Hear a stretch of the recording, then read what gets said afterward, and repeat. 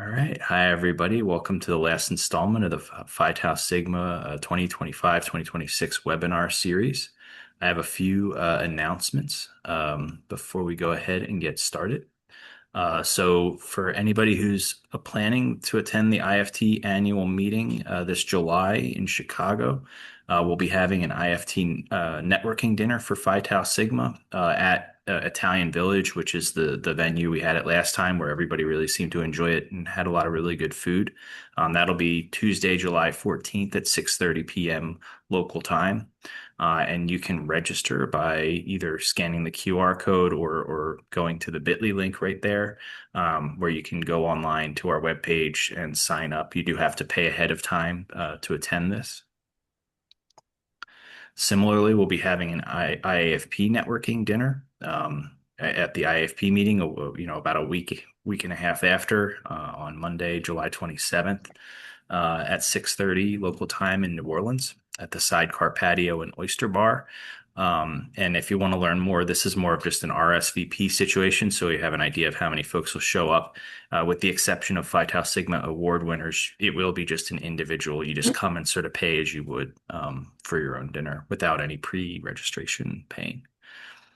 And so it's with great excitement that I'd like to introduce our speaker today, Dr. Martha Cassens, who is recently retired, but was recently a member or recently a vice president of product innovation and quality at ACH Food Companies, and is the lifetime member of Phi Tau Sigma and recently won the 2025 IFT Distinguished Career Award in honor of Carl Fellers, which recognizes outstanding contributions to food science and technology in the areas of innovation, leadership, service, and communication.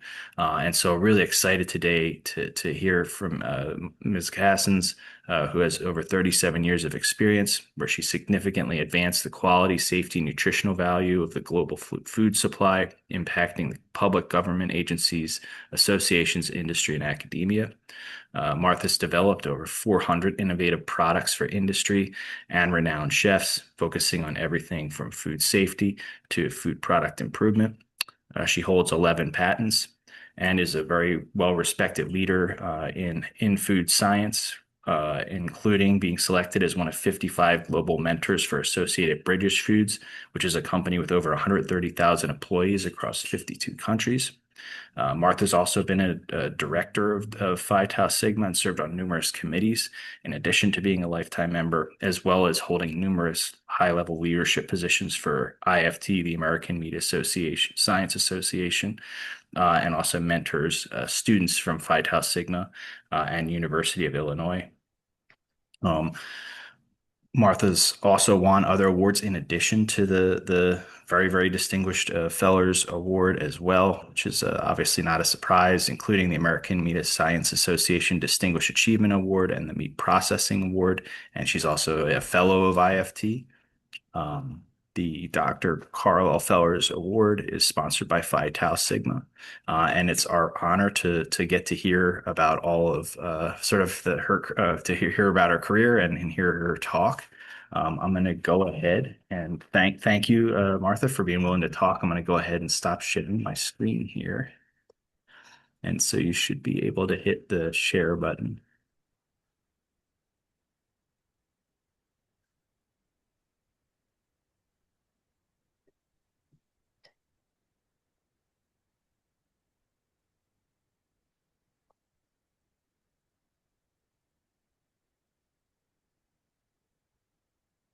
Matt, can you see my screen right now? No. No. Shoot. All right, hold on.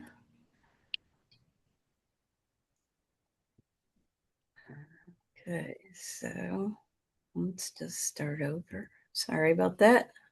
Yeah, no worries. I know I apologize. Our Zoom webinar system's a little bit wonky. Can you see it now? No. Oh, okay. All So right. yeah, so there's like the share. Yeah, I'm gonna cancel this one. I'm gonna hit share again.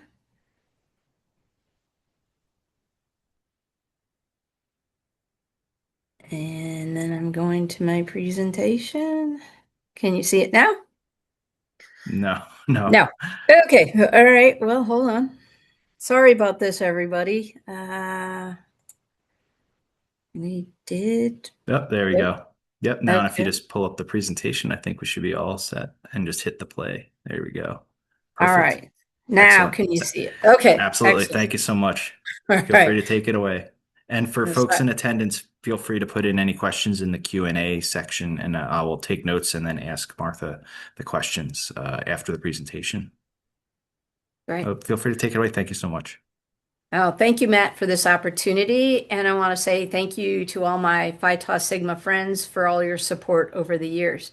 I welcome questions. As Matt said, please fill them out in the Q&A section. Today, we're going to talk about the important factors of innovation. We will discuss what to ask and how to innovate. I believe innovation comes down to people and science. This applies to everyone, from students, university professors, and industry professionals. This conversation is meant to help. It's where I see the basic breakdowns occur in innovation. So, yes, it may seem like common sense, but I have found that title, position, years of experience, the loudest voice, the demanding voice, and that take charge personality can influence the team in a positive or negative way. You have to be prepared and you have to participate. Innovation is driven by science, innovative thinking, risk taking, action orientation, and asking the question, why? It's important to have a voice and a technical point of view on all aspects of the project. I think we all need to deliver on science and understand the human interaction. Right now, I'd like you to think of an innovative project such as a new product, new research, new process, or novel ingredient. However, before we jump into that new innovation, we need to ask the question and understand innovation and people around us. So, what is innovation? It is the process of introducing new ideas, methods, or creating value through problem solving. And why do we do innovation? We do innovation to grow the business, to earn money, to have a competitive advantage, and to meet the ever evolving consumer need. I personally believe innovation is exciting and risky. I believe it's about creating value or solving problems in a different or unique way while delivering on consumer needs. The why is always the most important question. Why innovate? Is it to grow or differentiate your business, have a competitive advantage, improve productivity, or be on the forefront of science? Innovation takes very different skills, such as creative problem solving, curiosity, testing assumptions. One of the hard ones is learning from failure, along with collaboration and challenging the status quo, or saying, what if? But most importantly, why are we doing this? And why do we think that this is the correct path? Innovation needs to meet or exceed that ever evolving consumer need. I often recall when I was an undergraduate student, I was taking a final exam and I got to the last question and it was worth 20 points. And it was all about developing a product that wasn't out on the market. And I'll be honest, I was baffled. I'm like, how can you ask me to develop something that's not out in the market?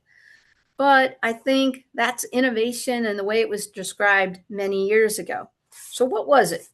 I can tell you the product's out on the market today, but when I was asked that question on the exam, I had no idea. The professor asked us to develop a retail soft cookie. So I thought about this and I said, well, the cookie's soft when it comes out of the oven, but the next day it's hard, it's firm, it's crisp. So, what are the characteristics that we need to think about and be aware of? We'd been talking about water activity and barriers and novel ingredients. So, what did I do? I had to take a starting position and I I had to write down what I thought would create a soft cookie, not knowing if it would ever succeed or not, but it was worth 20 points on that exam. And so I think that's an early on example of what innovation is, not knowing, being baffled, but then you work it out by thinking through what it is from a scientific and technical standpoint. Scientists play a critical role from the concept development through commercialization. Engagement in all aspects of innovation is important. So there are many questions to be asked. I believe why is the most basic question, but often the most missed or not clarified. Give me the strategy, the business rationale, the market rationale. It doesn't matter if you work at a university, a lab, or consumer products good company. The question remains, why this research? Why is important? What is the benefit? Is this reality? And why are there multiple reasons why? And if so, what's the most important? I recall when I first joined Sara Lee, I was working on the Jimmy Dean business, and we had a good business of sandwiches and bowls, but there was this desire to do more. And how could we garner new consumers? So we thought about it, and we knew that the original Jimmy Dean product was for farmers and construction workers, people that needed that energy.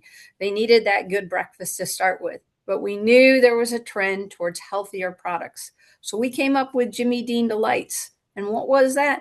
We took pork sausage and we replaced it with turkey sausage. We reduced the fat, we reduced the sodium. We made a product for a new consumer, and a new brand was built, and that was Jimmy Dean Delights. It was a new form of innovation that really met the consumer target. What was the next idea? Well, the next idea was, okay, we're good at sandwich making. Why not have a gourmet or an upscale sandwich? Guess what? You've never seen it on the market. The consumer didn't believe that the Jimmy Dean brand could do that. So you never saw that product out on the market. You're going to have a lot of successes and failures along the way, but you still have to keep asking why, how come, who's the consumer, and what about that consumer? What's the demographic? What's the need state? That's why that third version never went to reality. And then you have to ask the impact. Do you want to be first to market? Are you trying to save money? Are you providing a new convenience or a healthier product? What is your groundbreaking research? Is it new to the world? Is it to put a new brand or business in the media or establish you as a front runner in innovation? What is your point of difference? And then repeat. Why repeat? Because there is never enough detail. Ambiguity is part of innovation. Thus, alignment with your cross-functional team on direction, objectives are critical along the way. The strategic rationale, it's okay to ask why more than once at multiple points during the discussion. Continue to ask why. Bring clarity to what you're doing. Once you understand the why, then talk about the pros and cons or the benefits and disadvantages of doing it this way. From there, you can sell the idea. Yes, I did say sell. Maybe you would say promote or leverage, but you are going to have to convince others for funding, for equipment. And then you have to convince them that this new idea is worth the time and research. So it's not just about the 5 W's, what, who, what, where, when, and why. We need to get to the core, which is the reason, the motivation or purpose. And then how will we impact our desired outcomes? Guess what? The answer and reasons may change. In fact, I know they will change over time. Sometimes for the good, sometimes not. The why question still remains paramount for success. So people are your most important asset, and you will not always recognize that importance or how it changes in your life. You need to be able to communicate and learn and gain respect up, down, and across. Don't think in terms of rank or position, but in terms of how you can solve problems, how you can help people or a situation and innovate and think differently. For example, that person on the line for 30 years has huge insights, and you need that knowledge. Respect and helping each other goes a long way. Know your business. As a new employee or a veteran, it changes with management and it changes with environmental situations. Think about COVID and all the changes our world went through. Think about Coke. Coke's about 140 years old. Their first product was a medicinal tonic. They have changed their package and their product offerings many times. The same is true for all companies that are successful. You must be strategic and add to the business success. Listening is important so that you can hear and be clear on the why. Ask questions. You have to understand what other people are thinking. It's an easy question, such as, tell me more, or why do you believe this is true? If you can't explain it, then you can't sell the idea or pitch the idea. Your values must be clear to you and others. What do you think and how do you make decisions? What is important and how does it align with the company goals and expectations? Know the consumer. We keep talking about that consumer. That is one of your key things to know. So how is the consumer going to understand the benefits, the meanings? Why are you developing this? Why is this good for them? Next, politics. I hate to say this, but when there are two or more people in a room, there will be differing opinions. Know your business. You need to be aware of what motivates people and why. Build your coalition based on your values, actions, collaboration, leadership, and results. Mentors and networks will always be key to your growth and learning, along with supporting and promoting you. Engage with people that will tell you the truth and challenge you. Finally, you don't do anything all by yourself. You need a team. Surround yourself with good people with similar values and objectives, but always listen to both sides of the argument. Be active in all discussions by supporting or questioning the thinking. I often tell my new R&D team members that they can develop the best product in the world, but have poor marketing and sales, and the product will fail. But vice versa is true. They can develop a bad product and have good marketing and good sales. It might make it to the market, but it will not be successful. It takes a team to work together to be successful. Next, we're going to talk about innovation balance. However, before we start, let's be clear. Food safety is a non-negotiable. Never compromise your values or the company's brand or business. Innovation requires balancing. I like to think of this as a cow milking stool. Some of you might think of a bar stool. If it rocks, that's okay. If you fall over, that's embarrassing and you may get hurt or you may hurt the business. There will always be conflict between quality, cost, and time being the speed to market. For example, the more quality, i.e. the better tasting, the better texture, the correct color and aroma, the more expensive the product is going to be and the longer it takes to develop. Everyone is biased as to what's most important, but the stool will not stand up if it is not balanced. This is simple, but not really. It depends on what position you sit in, such as sales and marketing want it as fast as possible. But marketing also wants the best quality, and no one, including finance, wants to pay for it. So, how inexpensive or high quality can you go to meet the consumer desires? One way is to command a higher price point and better margins are delivered through quality. Or is your innovation so novel that everyone is willing to buy it? If time is most critical, how about an MVP or minimal viable product? Instead of perfecting a formula for a year, a simple version is launched quickly to gauge traction. This is typical of entrepreneurs today. In the past, you would have had a few years to develop a new product. That is not the case today. Remember your strategic plan. Your consumer products good company wants to protect their investment and understand the likelihood of success. My thought on innovation is it has to be balanced enough to stand up. So a bias one way is okay, but unbalanced will be unsuccessful. Make sure your cross-functional team understands the pros and cons and the reality and likely outcomes. You will have to influence them with your knowledge. Be engaged in difficult conversations. And remember, it's not your boss's job, it's yours every day. Be engaged. Find the balance for a successful outcome. Brief. What is a brief? In the innovation process, there are basic questions that need to be answered and aligned to. When starting a new project, innovation may not have a competitor or a gold standard.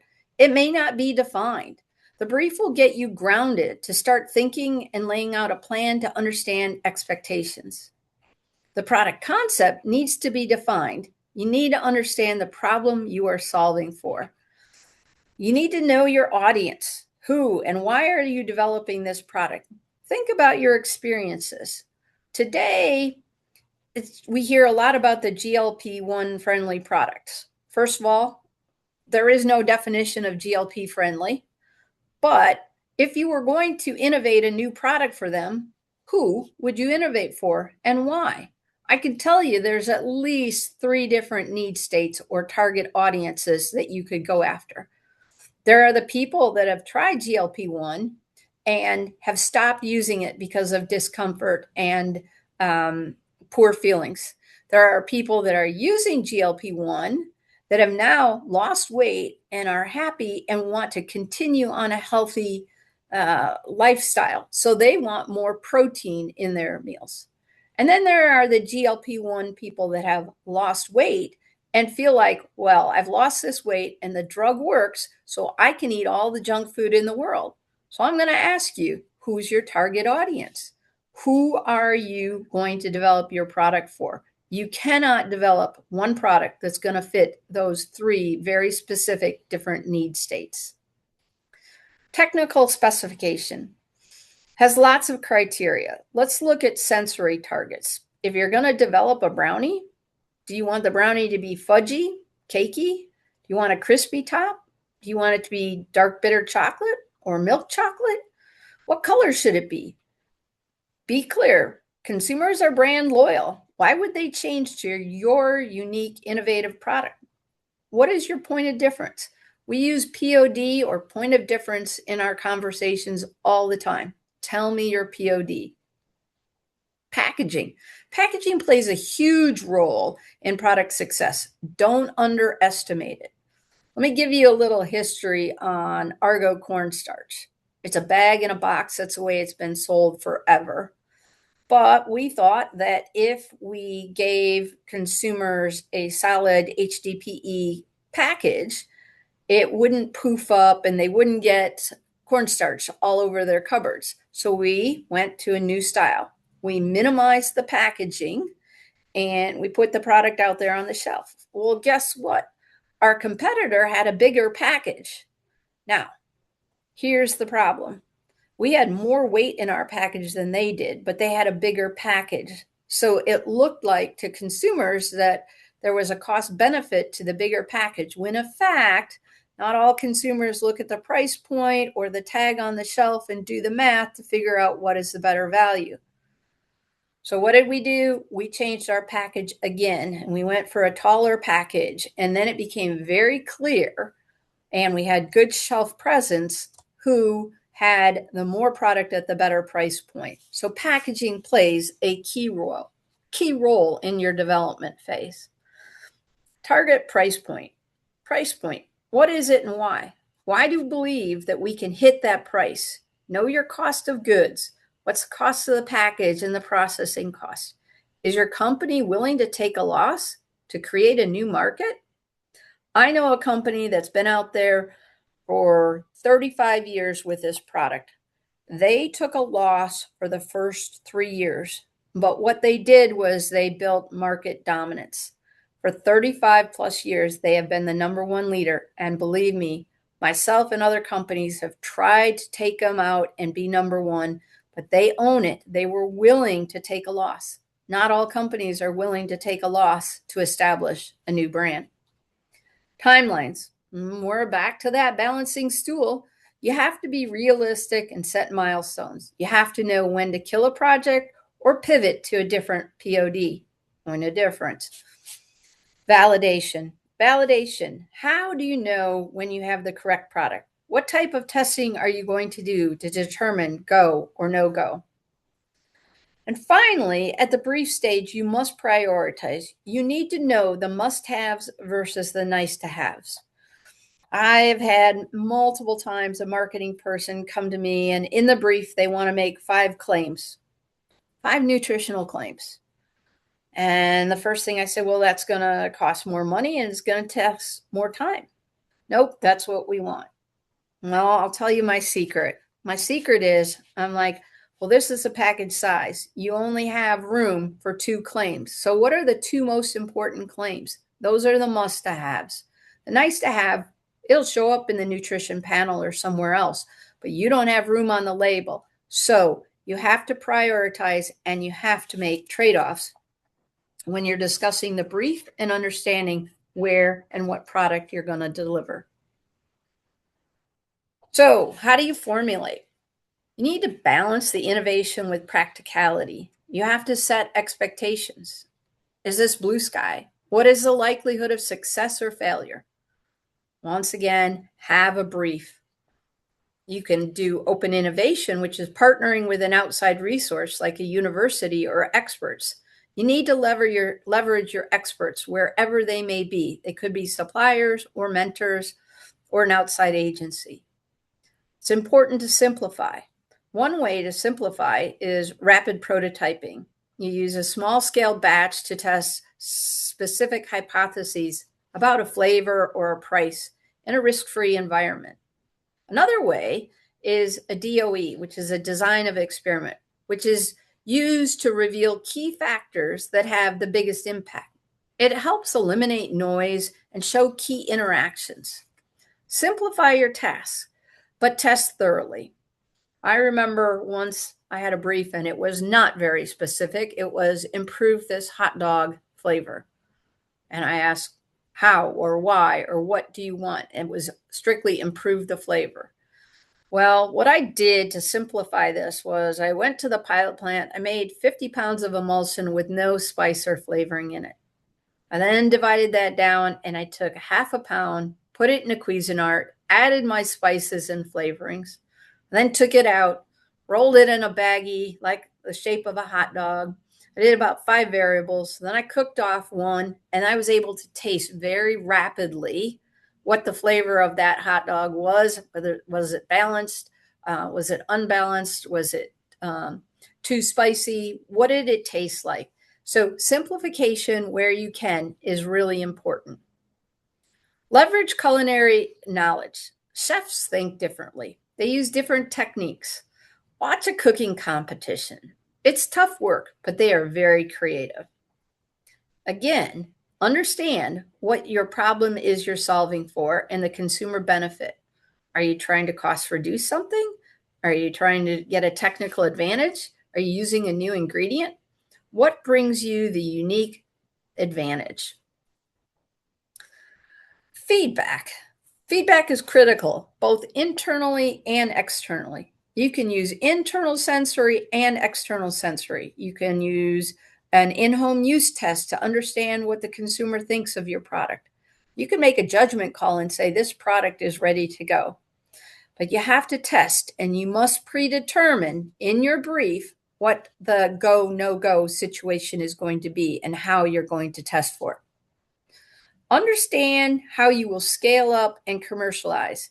This execution is critical for your success.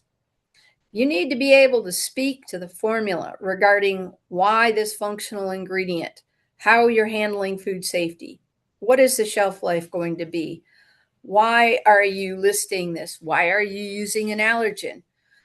This is your responsibility to be able to present your point of view and why this is the best formula to go forward with. Don't forget confidentiality, and that's with your internal and external partners. Know that development is an iterative process. Validate early and often. Be agile. This is a circular process. You're going to go through this over and over. And then you also have to know the end point and how are you going to make that decision. Commercial outcomes. Here we go again. If the brief is done properly, then your commercial outcomes have a better chance of success. Commercial outcomes depend on cross-functional partners. Be aware of how you influence each of these functional departments and the roles they play. Each cross-functional team member needs metrics for success, and all departments need to participate.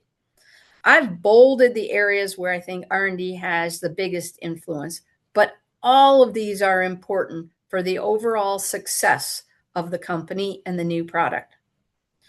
So let's talk about market results. Repeat purchase is the percentage of consumers who have bought the product more than once. This provides an indicator of customer loyalty and satisfaction with the product that you've developed. Market penetration is the growth strategy to increase sales. And there's lots of ways you can do this. You can do this by pricing, marketing, promotion, distribution.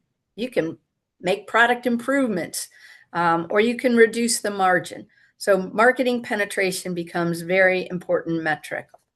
Brand awareness measures how familiar consumers are with a brand or product. It has to do with building trust and driving sales. Are you top of mind? Is the brand easy to recognize? And let me tell you, a known brand is much easier to establish than a new brand. I've worked on both. Supply chain. Wow. High yield and low waste is critically important, and that is all set up by your standard operating procedures. Inventory turnover. We often talk about a minimal order quantity. What's the smallest amount of the ingredient you can order? And what is the shelf life of that inventory? You need to balance your output and inputs here. Are you going to make this product in-house, or are you going to go to a co-man? Regarding regulatory and compliance, let's be clear. Recalls are devastating. Protect your brand. It is your formula and spec that sets up success here. When we talk about financial outcomes, margin is all about the profit. Thus, the target cost of the product is important. It all starts, once again, in the brief and making sure it makes sense. Revenue is a percent increase or decrease in company sales. This is a key KPI to determine the financial health and scalability and market demand for the product. And finally, category leadership is about establishing a product or segment where you are dominant, i.e., you are the go-to brand. You have created a new standard when people trust you and buy your product. It means you are successful. So finally, some thoughts and considerations. What is an emotional connection for the consumer? I think my example here is going to be grandma's apple pie. Think about that aroma of that apple pie, that nostalgic feeling, that anticipation of family and social gathering. It's a feel-good situation.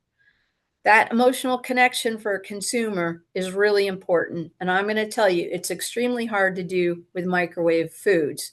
That's an innovation that has yet to be discovered. Be part of the strategy. Know the why and develop the how to succeed. Cross-functional team members, it takes a team to build, promote, and launch a successful product. Most importantly, hold team members accountable. It's critical. If one part of the team fails, we all fail. Be clear on risks and impacts. Know the unique advantages and risks to the business. Ask for help. Phi Tau Sigma has many members in lots of different areas. Leverage Phi Tau Sigma. If you have a food safety question, if you have a micro question, if you have an engineering question, if you have a legal question, if you have a technical food question, leverage Phi Tau Sigma and all its members to help you. Don't be afraid to ask for help. Leverage this knowledge all around you. Speed to market is one of those stool legs again. Be clear on timing and make sure you can scale up for easy success. Leadership is critical. Always have a technical point of view. Communicate clearly, collaborate, and hold your partners accountable. Understand business expectation and risk tolerance. And finally, make sure your stool is balanced appropriately and everyone understands the objectives and metrics to measure. This, with the correct metrics, you are going to set yourself up for success and innovation. And I wish you all the best of luck. Thank you. And I can field questions. Matt, if there's any. Awesome. Thank you very much. That was a great presentation.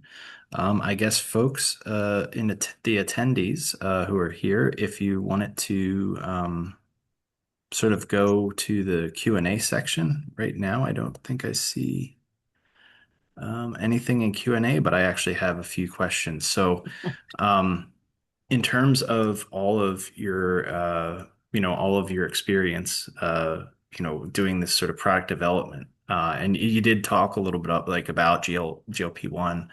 What do you see sort of being the future landscape of product development? Because I know, at least personally from my experience, it seems like the job market is definitely changing in terms of what our students have opportunities for. And so I was just kind of curious what your perspective was on how the future of the market is going to look. Yeah. I think it's actually really bright. People are always going to eat food, and it's one of those things where find an area that you're passionate about. I started my career in quality and food safety, and I would tell you that that was a really important baseline for me and gaining experience. But I also knew I always wanted to develop products, and yeah, there's a lot of pride when you can say, I developed that product, I put it out on the market. And, having your friends and family say, what are you working on? It could be a year, 18 months where you can't tell them anything that you're working on. But when you get to market, it's a fabulous feeling. And it, I think the future is bright for food scientists. I really do. Awesome. Yeah. I mean, hopefully so. I sort of share the same feeling. I think people can get a little bit doomsday sometimes with things, and I think I share your view. We have a really good question here from an anonymous attendee. What is the role of the legal department in all of these sort of things that you're talking about? Yeah, that's a great question. So, different companies use their legal department different ways, but a lot of times, there are standard claims that you might want to make, such as fat-free. That's well defined. There are a lot of claims out there that are not defined very well, and so you are going to want to get legal advice on what is the likelihood of a problem? What is the history of other companies out there making that claim? If you're going to make, Cheerios made a cholesterol claim, and it took a while, but the government came back and said, no, you can't make that claim. And so they had to take it off their package. So it's also, what is the risk tolerance of the company, right? Are they willing to be out there in front? It's also important to recognize that a lot of the smaller companies out there don't understand all the regulatory requirements. And so they'll put something on the package and they'll be fine until they're not fine. And so I highly recommend that you use your legal counsel for that. Obviously, if you have consumer complaints, you might want advice on how to answer those questions, right? If you get a consumer compliment, are you still going to respond to that, or do you just let it go? So there's lots of areas where your legal department can facilitate putting the best and correct answer out there. Well, yeah, I also, it kind of leads me sort of to another sort of consideration or question is, especially with the way that culture is changing and social media, what role do you see? Does that actually impact product development, or is that more of like a downstream thing from like what you've seen in the past few years? Yes. Social media. There's a lot to be said about that. I think I'll make a couple points. First of all, scientists have to speak up. There is a lot of bad information out there, and a good portion of it comes from social media. And so the role of you as a scientist, as a communicator, as an advocate for your company, or for Phi Tau Sigma, continue down the path of good science and explanation. Uh, Another role the social media plays is it's I want to say, a cheaper way of advertising a new product. So it used to be you would drop a coupon or you would do a demonstration in a store to get people familiar with your product. You have a far bigger reach right now if you have a social media expert, and I'll use that in quotes, promoting your product. And so there's a place and time for it. I would just encourage you to be very, very careful and screen your social media people, and make sure you've got somebody technical reviewing what they're saying, how they're saying it, because it can be a slippery slope. Yeah, definitely. We actually just got a handful of some really good questions. So Aaron Dudley is asking, as it relates to food, does 3D printing have any meaningful innovation on the horizon? So the whole 3D printing thing, do you see that actually, making any meaningful change or jump? Uh, Yeah. So I'm going to age myself here, but when 3D printing first came out, it was one of the first things I bought for our lab. And what we were doing was printing packages, right? So we were literally printing containers. So do you want a round container? Do you want a square container? What color should it be? Uh, Putting a package on a shelf is so very important. A lot of people just build things at their desk, but you need to see what the shelf presence is like. And so hmm. 3D printer, excellent use of, you can build three and then you can buy the competitive product and put it all on the shelf and see what pops, see what people are drawn to. There's a technique out there where there's eye tracking. And so we will literally set up a test and ask them to go shop for products, and we'll have cameras and we can see what are they looking at first. Is it the brand? Is it the color? Is it the name of the product? So that ability to build with a 3D modeling system, I think, is super important for the food industry. That's cool. That's a really interesting application I hadn't thought of. We have a student here in our department, Rachel Enfeld, who has just got a fellowship for that, for something related to that. So I'm sure she'll be interested to. I don't think she's thought of that either, so I'll have to give her a heads Yeah. up on that. Packaging, I mean, you could build tools, and yes, it's only going to be good for one or two rounds, but it's much easier and much faster to build a tool with 3D printing that then you can go out and have manufactured in a stainless steel situation. So I see continued use for 3D printing. Yeah, awesome. So you have a couple more really interesting questions here. So Basil Eladenu from our department asked, in your experience, how do you influence operations, marketing, finance teams when they do not see the feasibility of a new product, but Yeah. maybe you do? Right. So I think it comes down to, what is their concern? If they don't think the product's going to be successful, why is that? Is it because marketing doesn't know how to advertise this product? Is it because operations thinks that it's going to be a slow process to manufacture and they're used to slamming product out at a X speed? So you need to get to the root cause of why they don't think it's going to be successful. And there's lots of different ways to test this, but I think it comes down to building a relationship with people. And I talked about, your success garners more success, and people want to join a successful team. When I got into management, I had one R&D innovation person that just was so creative. It never failed. Whenever there was a new project, marketing always asked for that employee. So that relationship is super important. And that one employee couldn't do all the innovation. We had to split it up. We had to talk about it. But we were also trying to bring up what was it about that person. And a lot of it was his creativity, his success rate, not being afraid to try things that hadn't been done before. And then I think you also are gonna, success rate of innovation is very, very low. Let's just be really clear. Some people say less than 0.5%. Some people say 2%.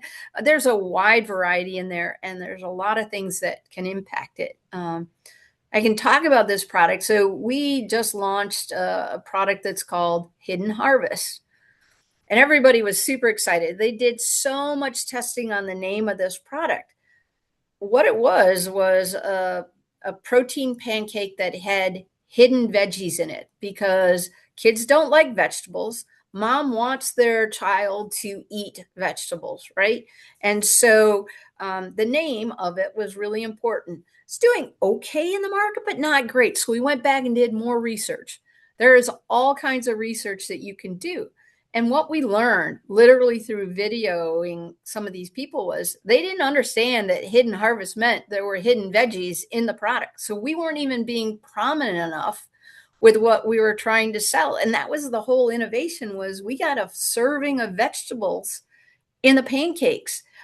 So we were being too coy or too tricky maybe on what that is. I would say partner with your market research people or your insights team. They are so valuable.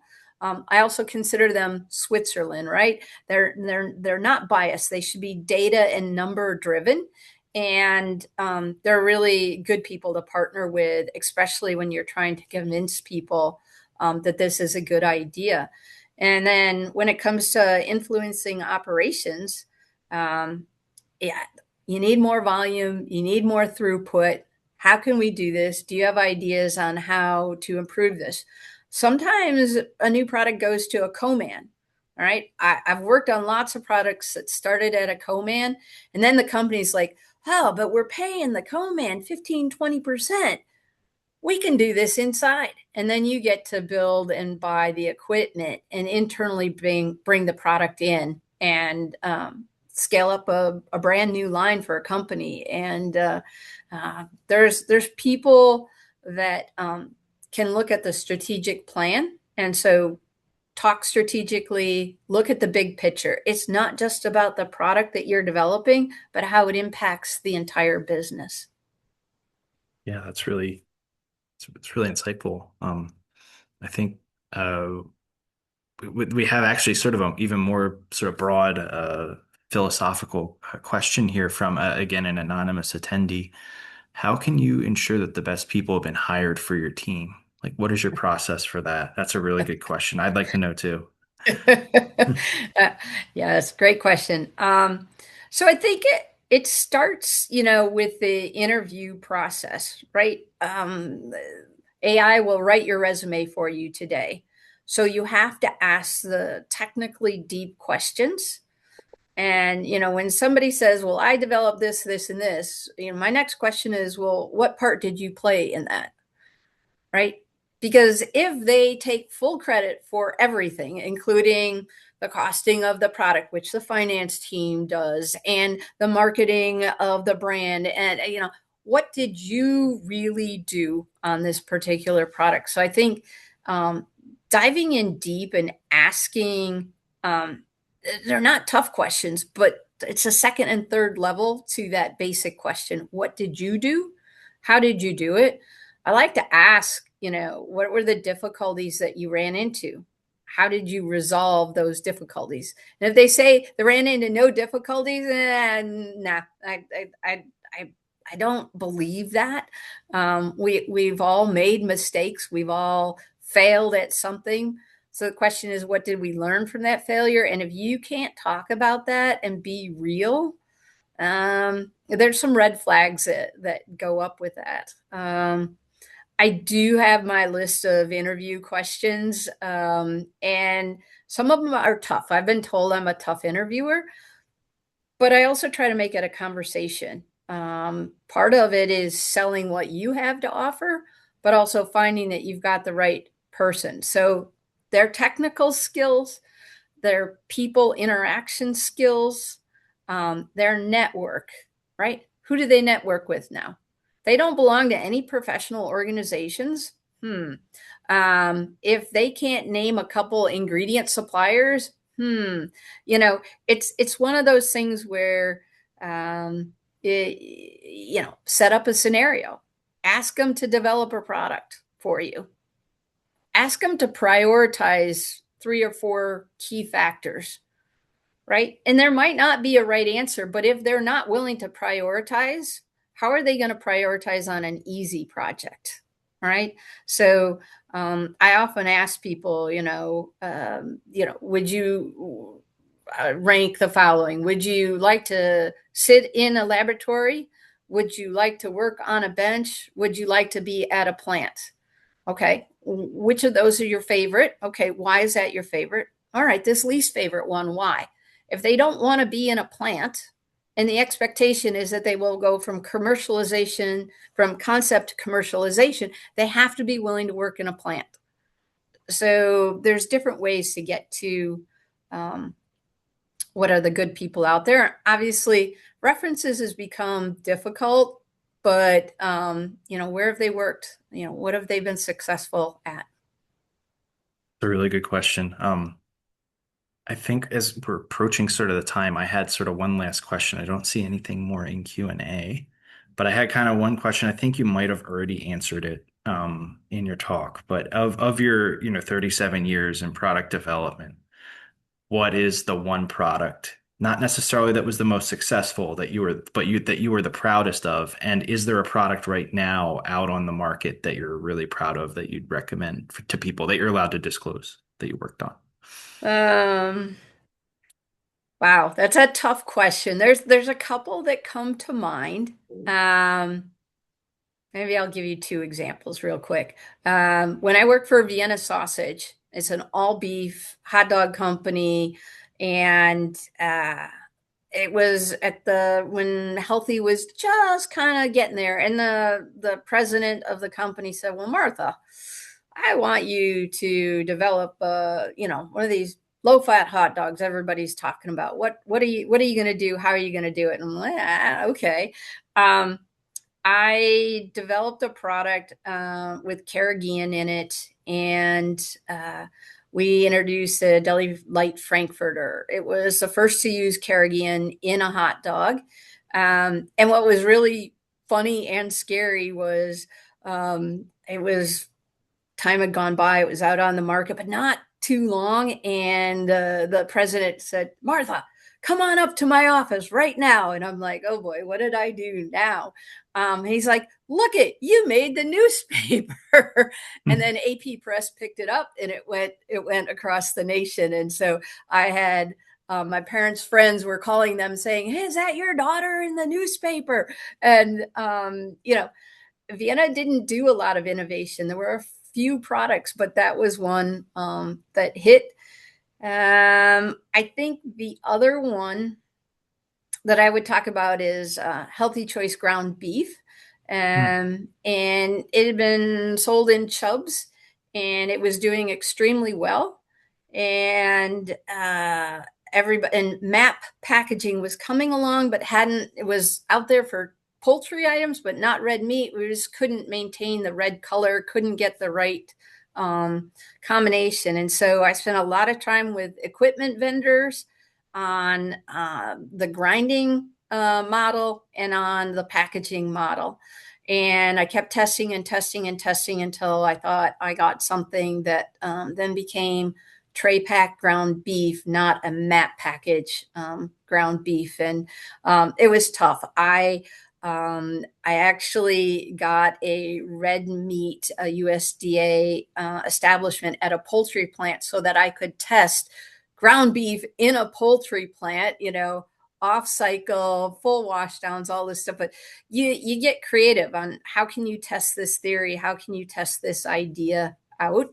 And it was hugely successful. The equipment manufacturer was standing there and said, Martha, can I have a case of product? And I'm like, well, yeah, you've been helpful. Why do you want a case of product? And he says, well, with what you've done, I can now sell 12 more pieces of equipment. All I need is one package of each of these, and I know where I'm going. And I'm like, oh, maybe I'd made a mistake here by, allowing them to take that. It was also probably one of the hardest lessons I learned. We were out on the market about 2 years. It was under the Healthy Choice brand. And the CEO of ConAgra, Phil Fletcher, said, there's a lot of recalls going on with E. coli. And Martha, I know you haven't had that issue, but I'm not going to jeopardize the rest of the Healthy Choice franchise because of ground beef. And he pulled my product. He pulled my product off. I had the #1 complaint for 3 years in a row because the product no longer was available on the market. Now, we didn't have any food safety issues, but as you know, there's no guarantees that you won't. So very proud, but also very disappointing. But that kind of goes back to be strategic. The CEO made a strategic decision for his brand. And it happens.